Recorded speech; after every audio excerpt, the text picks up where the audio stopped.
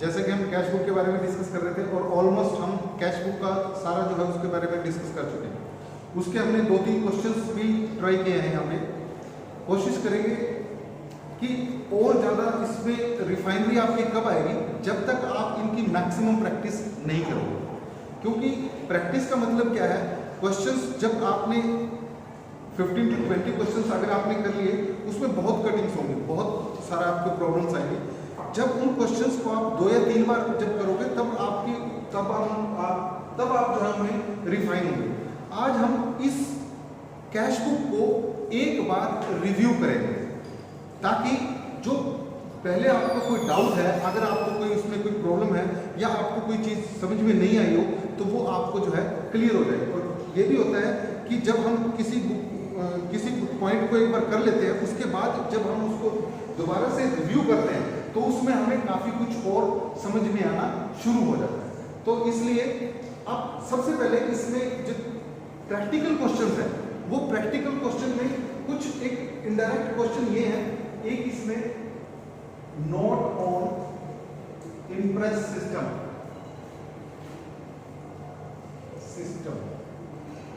या इसके एडवांटेजेस और डिसएडवांटेजेस, मतलब मेन तो इसके एडवांटेजेस जो है वो आपसे पूछे जा सकते हैं। मतलब ये 3 टाइप के क्वेश्चन जो इनडायरेक्टली है ये आपसे पूछे जा सकते हैं।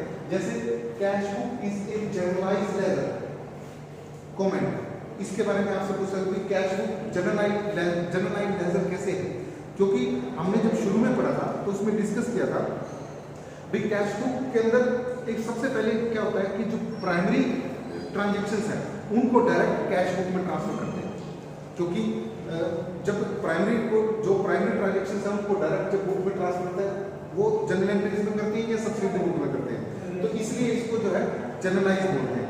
लेजर क्यों है, क्योंकि जब आप कैश बुक प्रिपेयर करोगे ना, उस सिचुएशन में आपको जब कैश बुक बनाई जाएगी तो कैश अकाउंट बनाने की जरूरत नहीं है।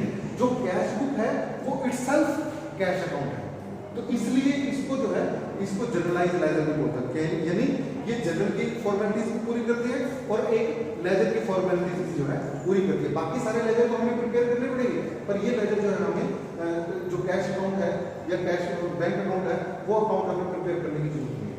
कॉन्ट्रा एंट्रीज पे आपके पास नोट आ सकता है। कॉन्ट्रा एंट्रीज के बारे में हमने डिस्कस किया था। कॉन्ट्रा एंट्रीज में क्या डिस्कस किया था, यानी वो एंट्रीज जिन ट्रांजैक्शंस का इफेक्ट कैश और बैंक कॉलम, यानी कैश कॉलम और बैंक कॉलम दोनों पे सेम डेट में पड़ता है, उन एंट्रीज को हम कॉन्ट्रा एंट्रीज बोलते हैं। और उन कॉन्ट्रा एंट्रीज में हमने देखा था डिपॉजिट इनटू बैंक, जब हम बैंक पैसा जमा कराते हैं deposit into bank, paid into bank, या खाली बैंक में भी लिख देता है बैंक। ऐसी जब ट्रांजैक्शन होती है, या इसको एक और बोल सकते हैं ओपन ए करंट अकाउंट, ओपन ए करंट अकाउंट। अगर ऐसी कोई ट्रांजैक्शन आपको स्टेटमेंट के अंदर दी हुई है तो इसका मतलब उसकी कॉन्ट्रा एंट्री होनी ही होनी। वो कॉन्ट्रा एंट्री क्या होगी, क्योंकि जब आप बैंक में पैसा जमा कराओगे तो नेचुरल है कि आपके बैंक में पैसा बढ़ेगा और कैश में से आपका पैसा कम होगा। यानी एक सेम डेट पे एक ट्रांजैक्शन में कैश कॉलम और बैंक कॉलम दोनों का इफेक्ट है। और एक बात और ध्यान रखना, जब भी ये इफेक्ट होगा 100% एक तरफ अगर कैश बढ़ेगा तो दूसरी तरफ 100% बैंक में से वो पैसा कम होना ही होना है। या अगर बैंक बढ़ेगा, बैंक में पैसा बढ़ेगा तो कैश में से पैसा कम होगा ही होगा। दूसरी हमने कॉन्ट्रा एंट्रीज में क्या डिस्कस किया था, एक entry withdrew from bank, withdrew from bank for office use. हमने इसमें ये भी डिस्कस किया था, अगर पैसा बिजनेस बैंक से निकाला जाए और बिजनेस यूज के ऑफिस यूज के लिए निकाला जाए। देखिए यहाँ पे बैंक से मनी विड्रू करने के हमारे 2 तरीके हैं। एक तो है withdrew from bank for paying salary to staff. Okay भाई, इसमें क्या हुआ कि आपको पर्पस दे दिया, जो पैसा बैंक से निकाला गया भाई उसको किस पर्पस में यूटिलाइज करना है। जब यहाँ पे आपको पर्पस दे दिया जाए तो उस सिचुएशन में आपने कोई भी कॉन्ट्रा एंट्री नहीं करनी। वो डायरेक्ट जो है बाय सैलरी करके आप बैंक में से अमाउंट कम कर दोगे। पर अगर क्वेश्चन के अंदर आपको पर्पस नहीं दिया हुआ, वो सिंपल ये कह देता है withdrew from bank for office use. इसका मतलब क्या हुआ कि आप बैंक से पैसा विथड्रू, आपने बैंक से पैसा विथड्रू किया और लाके आपने अपने ऑफिस की सेव में रख लिया। अब उससे क्या हुआ कि बैंक में से, बैंक कॉलम में से आपका पैसा कम हो गया और कैश कॉलम में आपका पैसा बढ़ गया, तो इस कारण से आपकी जो है काउंटर एंट्री हो जाती है। अब ये withdrew from bank for office use, इसको वो दूसरी सिचुएशन में कैश भी लिख सकता है, कैश खाली कैश भी लिखता है। तो इसका मतलब कि हम ये मानेंगे कि withdrew from bank for office use, तो इसकी इन दोनों के हम जो है इनकी काउंटर एंट्रीज पास करते हैं। ऐसे हमने काउंटर एंट्रीज के बारे में जो है ये इसमें डिस्कस किया था। एक इसके अंदर हमने डिस्कस किया था चेक रिसीव फ्रॉम कस्टमर। अगर चेक पे करते हैं तो सीधा उसमें कोई दिक्कत नहीं है, पर अगर किसी कस्टमर से चेक रिसीव होता है तो उस केस में देखिए चेक रिसीव फ्रॉम कस्टमर, किसी कस्टमर से हमें चेक रिसीव हो। अब इसकी दो सिचुएशन हो सकती है। सिचुएशन 1 में क्या होता है, cheque immediately deposited into bank, यानी चेक मिला और उस चेक को हमने उसी दिन बैंक में जमा करवा दिया। तो ऐसी सिचुएशन में हम उसकी सिंपल जो है तो उसका नाम लिख के टू कस्टमर पर्सनल अकाउंट, क्योंकि बैंक में अमाउंट बढ़ रहा है तो बैंक कॉलम में हम अमाउंट जो है प्लस कर देते हैं। पर अगर चेक उसके बारे में कुछ नहीं करेगा, वो कहता है सिर्फ check receive from customer, customer से हमें चेक मिला है और उसके बारे में कुछ भी मेंशन नहीं है। लास्ट तक हमने सारी ट्रांजैक्शंस को पढ़ा और उसमें देखा उसमें उसके बारे में कुछ भी नहीं कहा हुआ, तो it should be assumed that when check received it was deposited into bank on the same day, यानी उसी दिन उस चेक को बैंक में जमा करवा दिया गया। तो भी हम उसके entry to customer personal account करके बैंक कॉलम में उसको बढ़ा देंगे। जब वो कहता है cheque received from a customer और उसके बारे में लास्ट तक कुछ नहीं कहता। पर अगर वो क्वेश्चन में कहता है sorry check received from a customer, भी कस्टमर से चेक मिला, तो हम क्या करेंगे और आगे वो हमने अगली ट्रांजैक्शन देखी तो उसने देखा 2 दिन बाद आपको डेट दी cheque was deposited into the bank next day, भाई उस दिन को छोड़ के उस चेक को अगले दिन बैंक में जमा कराया गया। तो उस केस में बेटे आपने ध्यान रखना है, पहले जब आपको चेक रिसीव होगा तो उसकी आपने जनरल एंट्री पास करनी है। जनरल एंट्री पास करोगे, उस जनरल एंट्री में आपने क्या करना है, cheque in hand account debited, cheque in hand account debited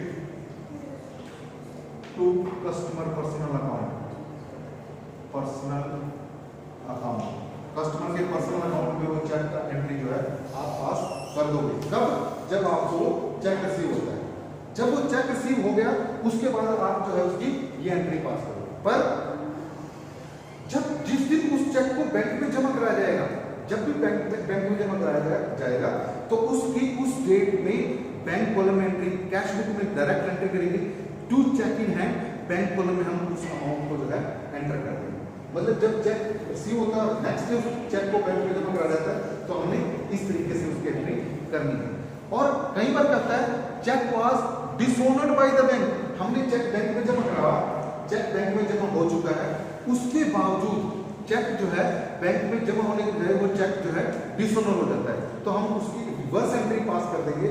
हम उसको क्या करेंगे, बाय कस्टमर पर्सनल अकाउंट लिख के क्रेडिट साइड में बैंक कॉलम में से उस अमाउंट को जो है कम कर देंगे।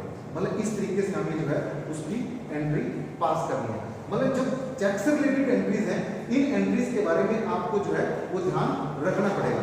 अब इन एंट्रीज को जब तक आप ये एंट्रीज जितनी ज्यादा इनकी प्रैक्टिस होगी तभी आप इन एंट्रीज को, इन क्वेश्चंस को जो है वो कर सकते हो। अब जब चेक डिसऑनर हो गया उसके बाद जब अमाउंट मिलेगा उसके बाद हम उसकी एंट्री जो है वो पास कर देंगे। अब देखिए हमने इसमें क्या डिस्कस किया, एक डिस्कस किया check received from a customer and deposited into the bank same day, उसी दिन उस चेक को जो है बैंक में जमा करा दिया। दूसरा हमने क्या किया, check received from customer and deposited into the bank next day. हमने उस दिन की बजाय अगले दिन उस चेक को बैंक में जमा कराया, तो पहले दिन जब वो चेक मिलेगा उसकी हम कैश में से एंट्री, उसकी हम जर्नल एंट्री पास करेंगे, और जब वो चेक बैंक में जमा कराया जाएगा तो ट्रू चेक इन हैंड करके बैंक कॉलम में हम उस अमाउंट को जो है उसकी एंट्री बैंक कॉलम में कर देंगे। पर जब आपको वो बैंक कॉलम में करने के बजाय जब वो चेक डिसऑनर हो जाता है, जब वो चेक डिसऑनर हो जाता है, उस सिचुएशन में आपने क्या करना है, बाय कस्टमर पर्सनल अकाउंट करके क्रेडिट साइड में, कैश बुक के क्रेडिट साइड में बैंक कॉलम में से वो अमाउंट जो है हमने उसकी एंट्री पास कर दी। अभी अब आप देखिए, अब ये तो था जब चेक रिसीव और बैंक में जमा करा दें, ये जब चेक रिसीव होता है और उसको जो है हम डिसऑनर होते हैं। अब क्या होता है कि मान लीजिए आपको चेक रिसीव हुआ और उस चेक को आपने एंडोर्स कर दिया। अब ऐसी सिचुएशन में देखिए एंट्रीज हम किस प्रकार से करेंगे, जब आपको चेक रिसीव होता है तो हम एंट्री क्या करेंगे, cheque in hand account debited, hand account debited to customer personal account, customer's personal account, और जब इस cheque received cheque endorse to third person, supplier, किसी सप्लायर को जो है एंडोर्स कर दिया गया, तो हम उसको उसके जब उसको वो किया जाता है तो हम उसके लिए क्या करेंगे, सप्लायर्स पर्सनल अकाउंट डेबिटेड, यहाँ पे जो सप्लायर्स का नेम दिया है उस नाम को लिखेंगे, personal account debited to cheque in hand, cheque in hand. मतलब जब इस चेक को एंडोर्स किया जाता है तो उस चेक की हमने जो है एंडोर्समेंट की एंट्री जो है हमने इस तरीके से उसकी एंट्री जो है उसकी एंट्री हमने इस तरीके से करनी है। यानी जब चेक मिलता है तो उस चेक की सिचुएशन, चेक को हम अपने पास रख सकते हैं, चेक को इमीडिएटली बैंक में जमा करा सकते हैं, चेक को नेक्स्ट डे बैंक में जमा करा सकते हैं, और चेक को एंडोर्स भी कर सकते हैं। जब ऐसी सिचुएशन में हम वो करते हैं तो इस तरीके से हमें इन चीजों का जो है वो ध्यान रखना पड़ेगा। उसको ध्यान रखने के लिए तो इस तरीके से हमने ये कैश बुक का जो है पूरी एक बार दोबारा से रिव्यू कर दिया है। कोशिश करेंगे आप इसकी मैक्सिमम जितने भी क्वेश्चन हो सकते हैं वो असाइनमेंट में एज सुन एज पॉसिबल जो है वो मेरे को भेज देंगे, ताकि हम उसकी जो प्रॉब्लम्स हैं वो डिस्कस कर सकें।